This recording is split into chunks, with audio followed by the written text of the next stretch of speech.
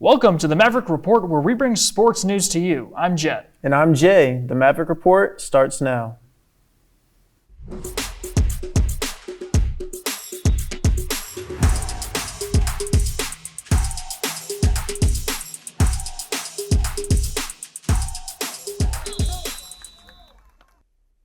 As our UTA athletics seasons continue, we dive into what's happening around UT Arlington athletics. Inside UTA Sports begins now.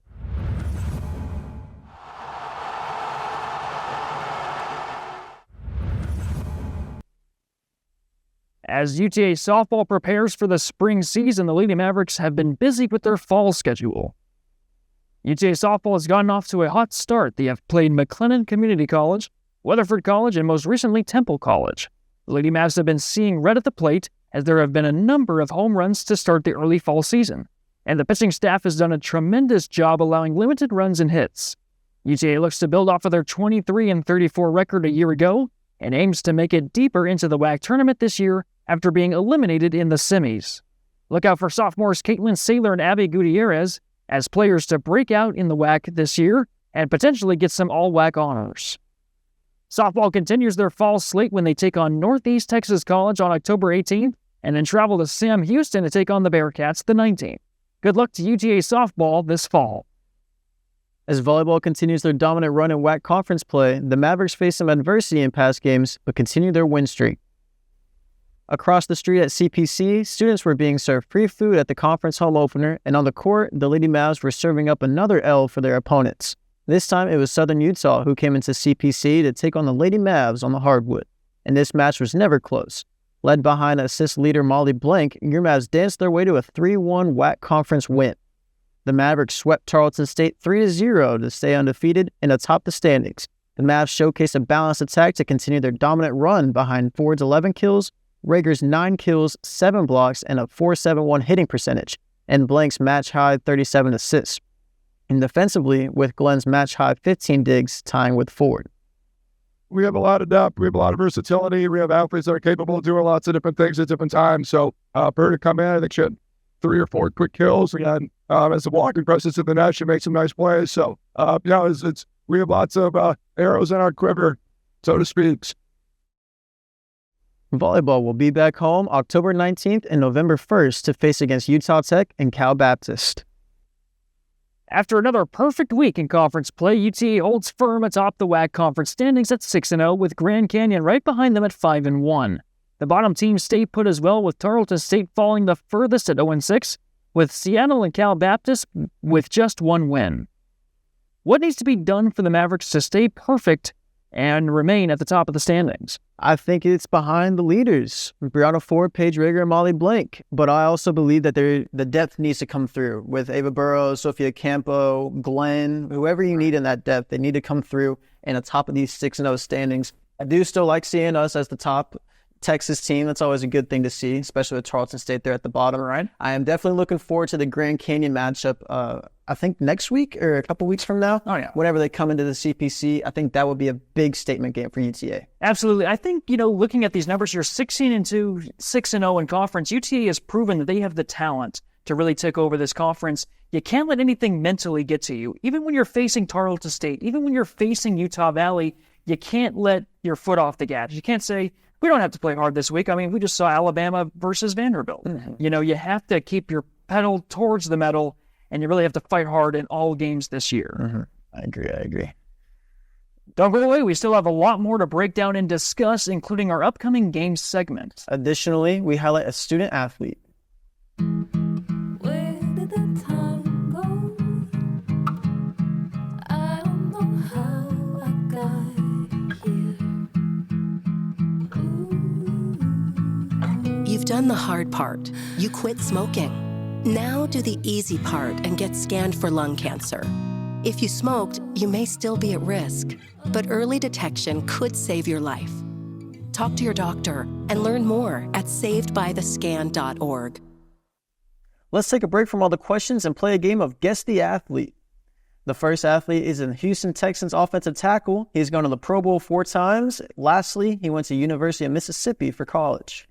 I think I remember him from his college ball. I haven't been keeping up with the Texans as well as I should have, but is it Laramie Tunsil? It is Laramie Tunsil, correct. I mean, I've been a big fan of Laramie Tunsil since he was with the Dolphins. Right. Now he's with the Texans, protecting C.J. Stroud. Still one of the best tackles in the league, in my opinion, but as you mentioned before, he's getting penalized potentially the most. It's up there with the top penalized players in the NFL, at least on the offensive line, but when you look at just what he's done as a veteran, 10 to 12 years now in the NFL, I guess dealing with a little bit of an ankle injury right now, but still had some playing time there against the Patriots. Just a good guy to keep your eye out on. I agree. The second athlete is a center for the Dallas Mavericks. He is on the national team for Canada. Additionally, he won the NIT championship with Stanford in their 2010-11 season. Now, this is a Maverick I've been watching for quite some time now. Who could forget Dwight Powell? Dwight Powell, man, one of the weirdly longest tenured centers, I think, for the Mavericks. He's been there for so long, it feels like, even the bubble and everything. I mean, he's still one of my favorite players on the team, even though he's definitely not one of the best. He gives you that nostalgic vibe. Yeah. He's a very loyal player, good teammate, and I like Dwight Powell, but doesn't really break through the stat page. No. Student athletes are the core of every team. We spotlight a student athlete who is a big performer and a leader in our community. In this week's Spotlight, we shine a light on Brandon Talbot, a member of the men's basketball team. Talbot is entering his 5th and final season for the Mavericks, coming off of his best year at UTA, where he averaged 5.7 points per game, 2.1 rebounds per game, and 1.5 assists per game.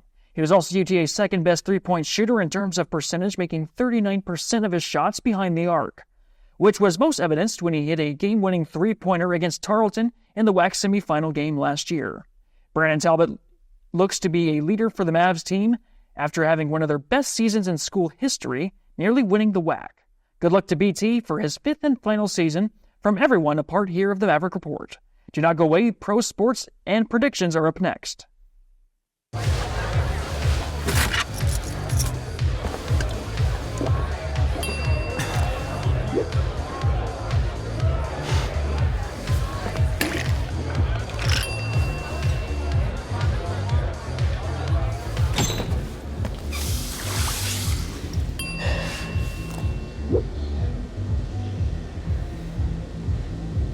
If you need to do something to feel okay to drive, you're not okay to drive. Don't drive buzzed. As professional sports evolves constantly, we discuss key topics around the local area. Our pro sports segment starts now.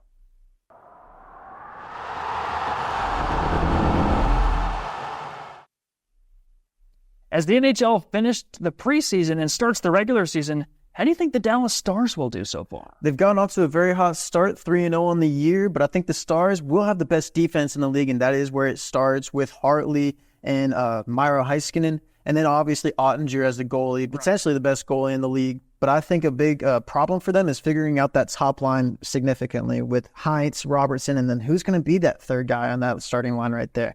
And then you also got, in my opinion, the best line on the Stars with Jamie Benn, Wyatt Johnson, and then on the right wing, you got Logan Stankoven. And I think if they can trust that line, and I think Wyatt Johnson, honestly, could get up to 80 points, potentially 90 points this year. I think it's a big breakout year for Wyatt Johnson. Absolutely right. I'm going to keep my eye on the goalie position, specifically the backup there in Casey DeSmith.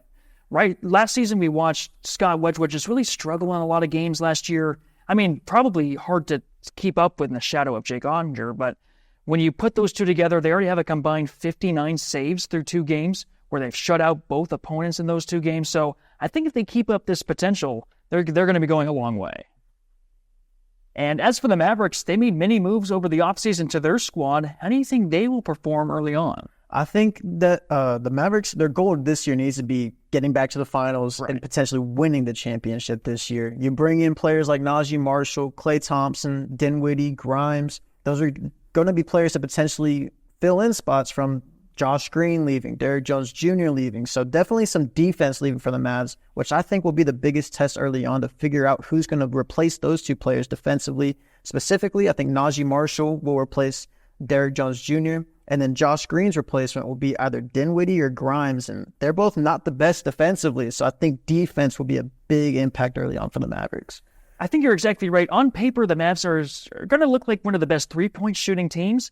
Maybe that's where maybe Jason Kidd locks in and sends like PJ Washington into the paint more. Maybe we can find ways to really attack the middle. I think if the Mavs can do that, really spread out the offense, because defenses are going to watch the tape. They're going to see Klay Thompson on the perimeter. They're going to find ways to adjust the defense accordingly. If we can attack that middle in the paint, I think that's how the Mavericks really turn things into a championship year. To wrap up the show, we bring you some notable upcoming matchups and our takes and picks of them. Who do you have for the National League Championship, the New York Mets or the LA Dodgers? Right now, the Mets look to be pulling away there in Game 2, but they really just got splattered there in Game 1. I think the Mets will hold on. They're kind of like, would you say, the Cinderella team right now, just really fighting with that underdog mentality. I think it will push them to the World Series. I don't know if they get past that point, though. Yeah, I kind of agree with you there, but I think the Mets, it's going to be interesting to see how the Dodgers travel to New York. I think that's going to be a big statement in Game 3 whenever the Dodgers have to go to New York. They are losing right now 7-3 in the bottom of the ninth as we are recording this. And I think a big reason for that is the pitching. The Dodgers pitching, as good as they have been recently against the Padres, this series, after a good Game 1, they're kind of getting exposed here in Game 2 with the Mets putting up 7 runs. You have Lindor hitting a bomb, Mark Vientos hitting a bomb. I have the Mets winning this series. Yeah, I think the bats are just kind of too hot right now. We still haven't even talked about Pete Alonso, right? And so still a long way to go there for the National League. But how about the American League Championship? Do you have the Cleveland Guardians or the New York Yankees? Now, this is going to be another tough one. The Cleveland just has such a good pitching staff right now, but the bats, Yankees, I just need to really take my pick. But I've been the Guardians since even last year. They were my pick to win last year. Did not end up being that way for sure. But this year, it's actually coming together. They got the rotation, have the best bullpen in the major league. You have a consistent lineup with Quan, Jose Ramirez, Josh Naylor, countless batters in that lineup, and then the bullpen to finish it out. And then the Yankees, poor pitching and poor bullpen, I think will be their downfall in this series. Yeah, I guess you're right there. I mean, Garrett Cole's pretty much the only real leader in that rotation, so once you get outside of that, I mean, Giancarlo Stanton really hasn't been performing like he should. No. They do have Aaron Judge, but that might just not be enough. Exactly. So maybe the Guardians pull through there. But lastly, putting that together, what is your prediction for the World Series match?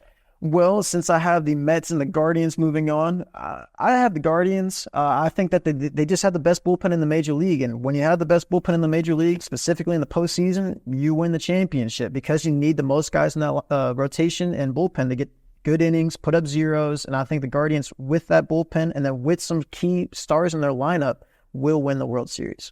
No doubt about it. Bullpen, that's where you get tested the most. If you can have that bullpen lasting, I mean, you might have to last 14 games here in between the CS and the World Series. So with that bullpen, I think I'm right there with you.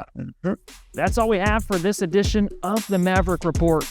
Don't forget to subscribe to our YouTube channel, Maverick Media Club, so you never miss a highlight again. I'm Jay. And I'm Jet. Thank you so much for joining us. We will see you next time.